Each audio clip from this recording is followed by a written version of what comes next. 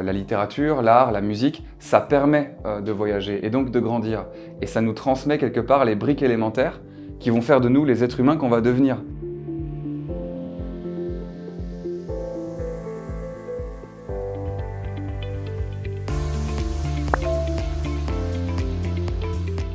C'est un jeune auteur et comédien de 27 ans qui se débrouille comme il peut dans ce long périple qu'est l'existence.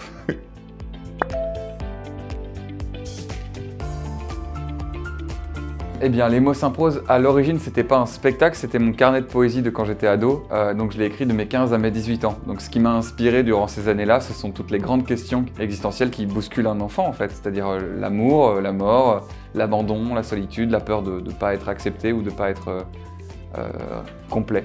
Au final, Les mots s'imposent, ça représente un peu mon adolescence.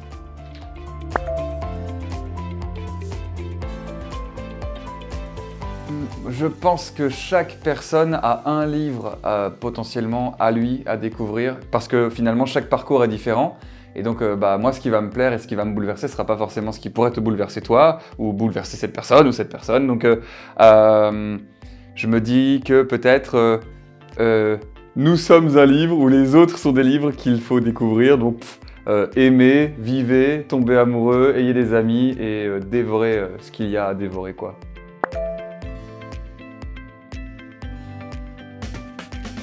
À la radio, à la base, moi je devais venir en tant que remplaçant, donc j'étais son père, j'étais un jeune comédien qui espérait faire un peu sa place, et on m'a appelé en remplacement pour un gros chroniqueur, et je devais faire deux papiers, et mon deuxième papier s'appelait « Lettre à l'enfant que je n'ai pas encore », et c'est ce qui a un petit peu projeté le truc, où on dit « Ok, maintenant il y a de la place », et j'ai fait ensuite un papier qui s'appelle « Allez, viens », qui a beaucoup marché aussi sur les réseaux, et en fait, de fil en aiguille, les papiers ont pris de plus en plus d'ampleur et de place dans ma vie, donc si je devais parler de textes marquants, je dirais que la plupart des jeunes me connaissent pour Allez, viens, on part, on crie, on danse, viens, on tombe amoureux !» et les personnes plus âgées me connaissent davantage pour Cher amour. Nous sommes actuellement en 2020 et je suis ton père. Voilà, ce sont des phrases... D'ailleurs, j'en ai une ici, c'est La vie ça brûle, qui a fonctionné à la radio, mon pote. Si tu la connais pas, mais qu'est-ce que tu fais, putain ?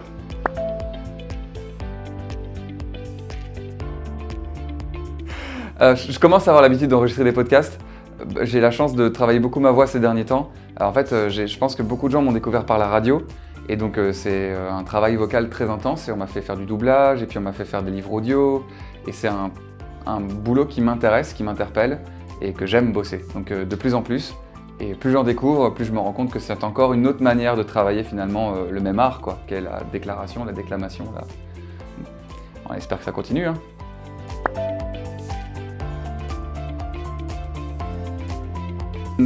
Le travail du podcast c'est trop cool parce que du coup tu peux te concentrer sur une voix et comme ce sont des gens dont c'est le métier, il y a de la nuance, il y a du silence, il y a tout un travail autour de ça et ça te laisse ton imagination travailler à 1000 à l'heure. Et donc tu as les avantages du film sans les désavantages du film, tu as les avantages de la musique sans les désavantages de la musique et tu as les avantages d'une belle lecture sans devoir te taper le bouquin.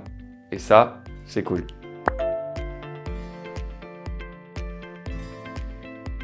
Moi, je suis passionné par le travail de la voix et par le travail de l'interprétation de manière générale.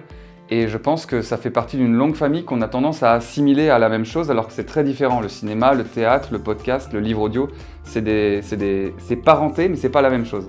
Et donc en tant que comédien et qu'interprète, t'as qu'une envie, c'est de bouffer ton travail, quoi, de découvrir, de travailler différemment et de rencontrer d'autres gens que tu ne connaissais pas avant. Et donc travailler avec Skill & You, c'était une manière un peu de m'essayer à ça.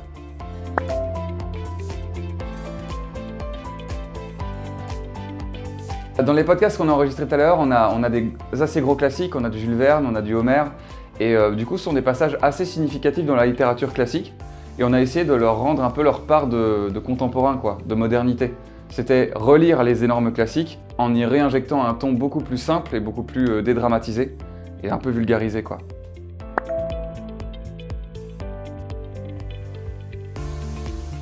Il y a cette fameuse phrase qui dit « c'est le voyage qui forme la jeunesse ». Et moi je suis assez partisan de ce truc, mais je pense que le voyage on a tendance à le limiter à un voyage physique, géographique, alors qu'en réalité la littérature, l'art, la musique, ça permet de voyager et donc de grandir. Et ça nous transmet quelque part les briques élémentaires qui vont faire de nous les êtres humains qu'on va devenir. Et c'est ce pourquoi en fait il faut lire quand on est jeune, parce que autant quand on est vieux, on est une bibliothèque humaine et ça sert pas à grand chose. En fait, c'est quand tu es jeune, quand tu dois faire ta vie, choisir, faire tes choix, que tu as besoin de savoir un peu qu'est-ce qu'ont pensé les gens avant toi. Parce qu'en fait, les livres, c'est que ça. Alors, on a tendance à les dramatiser dans des vieux cadres en bois avec des moustaches, mais en réalité, la plupart des grands auteurs de littérature étaient des mauvais élèves de classe qui avaient 20 ans, qui se mettaient des races et qui criaient devant le ciel, genre j'ai peur de mourir. Et les livres, c'est que ça, c'est une main tendue à travers le temps. C'est un petit îlot de vie, d'existence qui tient le coup, tu vois, genre une flamme qu'on a essayé d'éteindre et qui dit « Hey, j'étais là avant toi, j'ai eu peur de mourir, j'ai eu peur de pas être aimé, j'ai eu peur d'être tout seul, et bon, bah j'ai dû m'arrêter là pour cause de mort, mais voilà où j'en suis, et pourvu que ça te serve. » Et il n'y a rien de plus généreux qu'un bouquin, quoi. C'est vraiment une existence résumée en quelques pages qui te dit « J'ai été là, et tu seras là après moi, bonne route. »